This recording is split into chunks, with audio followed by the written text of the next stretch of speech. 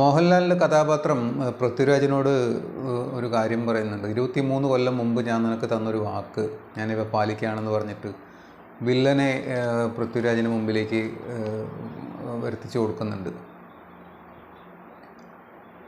ആ ഒരു രംഗം അതിനു വേണ്ടിയായിരുന്നു ഈ സിനിമ.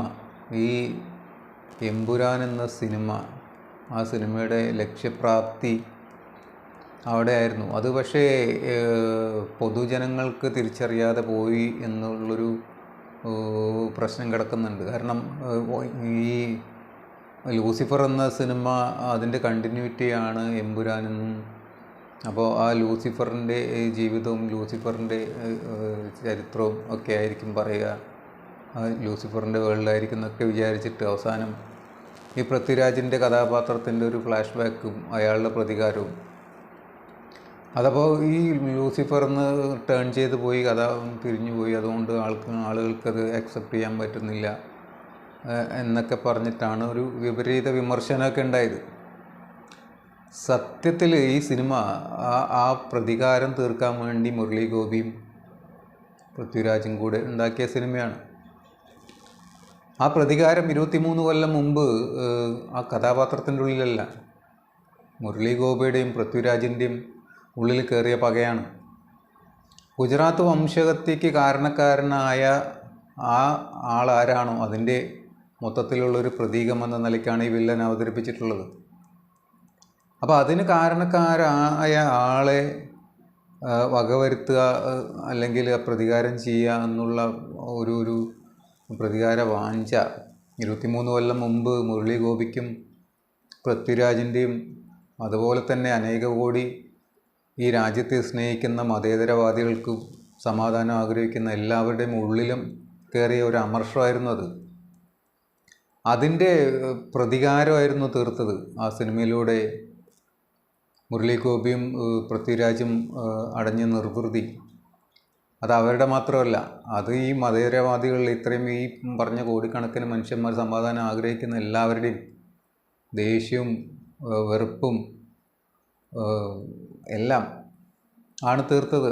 അയാളെ ഈ ശൂരസംഹാരം എന്നൊക്കെ പറയില്ലേ, അങ്ങനെ ദുഷ്ടനെ നിഗ്രഹിക്കുന്ന ആ ഒരു രംഗം, അത് നമ്മൾ കണ്ടുകൊണ്ട് നമ്മൾ സ്വയം നിർവൃതി അടഞ്ഞതിൻ്റെ കാരണം അത് സിനിമയായിട്ട് കണ്ട ആൾക്കാർക്ക് ചിലപ്പോൾ പിടികിട്ടിയിട്ടുണ്ടാവില്ല. അതെന്തോ ലൂസിഫറുമായിട്ട് കമ്പയർ ചെയ്യുമ്പോൾ ഈ സിനിമ അത്ര കൊള്ളില്ല എന്നൊക്കെ പറയുന്നുണ്ടാവും.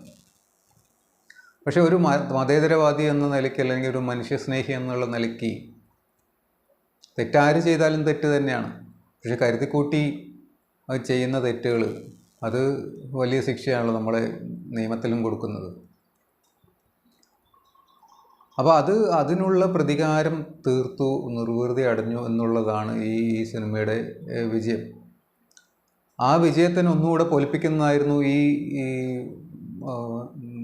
മതത്തെ പൊക്കിപ്പിടിച്ചുകൊണ്ട് നടക്കുന്ന ആളുകൾ ചെയ്തിട്ടുള്ളത്. അപ്പോൾ അവർക്ക് അത് മിന്നി, അത് കൃത്യമായിട്ട് പിടികിട്ടി.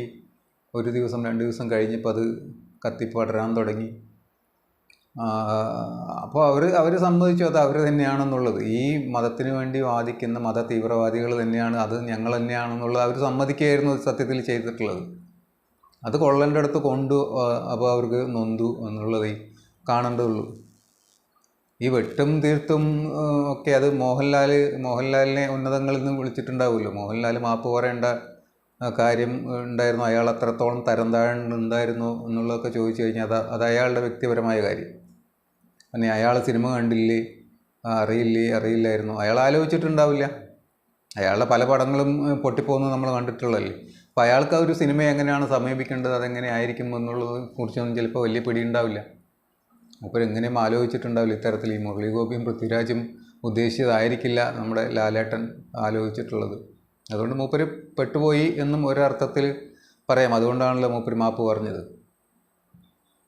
ഈ മാപ്പ് പറയേണ്ട ഘട്ടത്തിലേക്ക് മൂപ്പര് എത്തിയത് മൂപ്പരുടെ ഉള്ളിലും ആ ഒരു വൈകല്യം ഉള്ളത് കൊണ്ട് തന്നെയാണ്.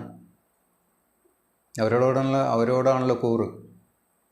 ഉന്നതങ്ങളിൽ തീർച്ചയായും വിളിയെത്തിയിട്ടുണ്ടാവും. ചിലപ്പോൾ നരേന്ദ്രമോദിയോ അങ്ങനെയുള്ള ആളുകളൊക്കെ തന്നെ വിളിച്ചിട്ടുണ്ടാവും. അപ്പോൾ മൂപ്പർക്ക് വേറെ നിവൃത്തിയില്ലാണ്ട് മൂപ്പർ ക്ഷമ ചോദിച്ചു. വെട്ടും തിരുത്തലൊക്കെ വേണ്ടത് നിർദ്ദേശിച്ചിട്ടുണ്ടാവും.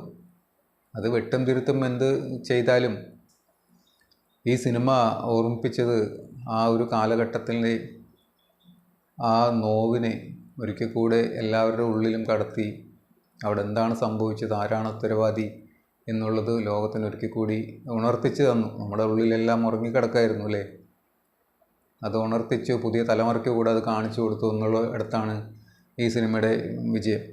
എന്തായാലും പൃഥ്വിരാജിനും മുരളി ഗോപിക്കും 1000 നന്ദി. എല്ലാവർക്കും നമസ്കാരം.